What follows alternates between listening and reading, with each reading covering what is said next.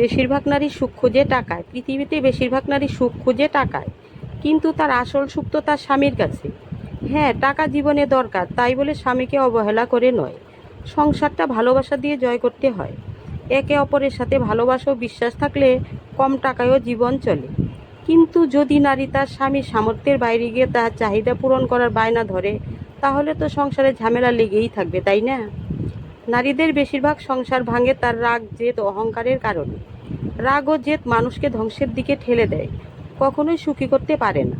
তবে হ্যাঁ, সব সময়ই নারীরাই যে রাগ ও জেদ দেখায় তা কিন্তু নয়। কোনো কোনো সংসারে স্ত্রী হিসেবেই হয়, উল্টে তার স্বামী বেহিসেবি হয়। এই নিয়েও অনেক সংসারে অশান্তি শুরু হয়। পরে সেটা এমন পর্যায়ে চলে যায় যে সংসারটা ভেঙেই যায়।